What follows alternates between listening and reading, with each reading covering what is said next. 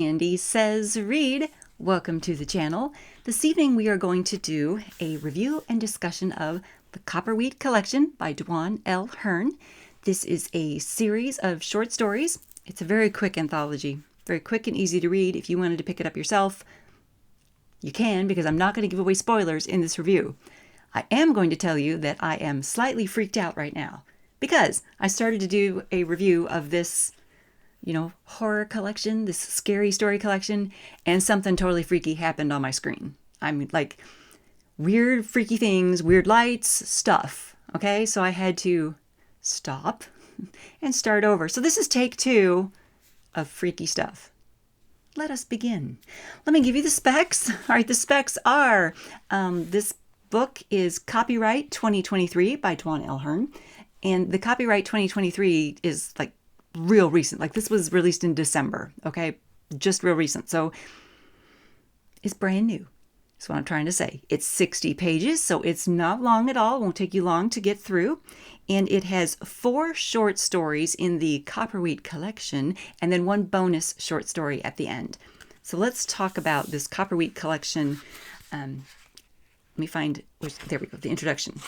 Because he says it better than I can. He says it better than I can explain it. All right, the Copperwheat collection occupies a special place in my heart, Dwan says. The collection's namesake, David Copperwheat, commissioned the writing of 4 short stories, all dream-related, but focusing on different situations or scenarios. Okay, that's important to keep in mind. These aren't just dreams. Man, these are freaking nightmares, okay?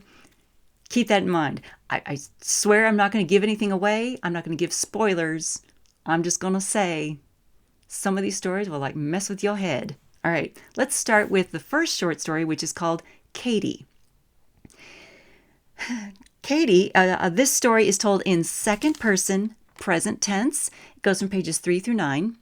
And the twist will, like I said, it will mess with your head. All right, the second story is Jacob. It's told in second person, present tense. It goes from pages 10 to 23. And this is the story of Jacob and Dave. They're driving through the desert. Jacob is the one driving. Dave takes a nap in the passenger seat while Jacob is trying to get them safely through a situation. All right. And I am going to read you a little snippet in here, like we do in these reviews, to give you a taste of the writer's style. And I think I've picked out a good spot that's not going to give away what happens. It's not going to give anything away, but it's going to give you a flavor. All right, here we go. Let's see. On page 16, okay, Dave screams 3 times. Once when he is awakened suddenly by the loud crash, the second time when he sees the man in the fur coat in front of the car, and a third time when he notices that you are still pulling his hair out. You let go of Dave's hair. The man in the bell coat begins to walk toward your open window. You lock the door and roll the window up, but even through the glass, you hear the man speak to you with what sounds like a warning. The desert will hold your souls. Dude, why are you still here? Dave asks. What? You ask back. Drive away! That is awesome. That is funny. The humor that was like laced into that kind of scary story was well done. I enjoyed that. That was good. Okay, next story up is Brian. It is told in first person past tense, and it goes from pages 24 to 32. Then the fourth story in like the Copperwheat section is called Greg, and it is first person past tense. It goes from pages 33 to 50.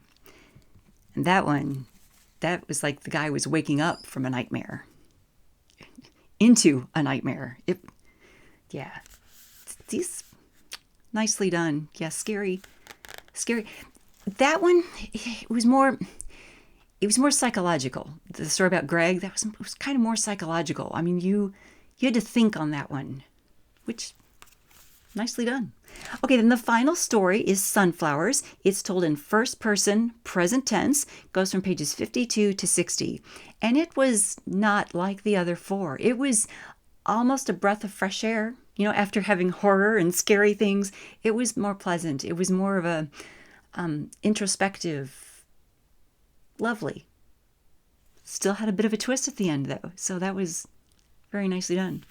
So I can recommend for your scary reading, if you want to freak yourself out with thoughts before bed at night, the Copperwheat Collection by Dwan L. Hearn. There you go. That's it. Thumbs up for scary, freaky, thoughtful stuff. Please follow along, subscribe to the channel, and click the bell notification icon so you're notified each time I do book reviews and other random stuff here on the channel. I will also put a link to Dwan's information in the drop-down box below so you can check him out. Thank you so much for tuning in.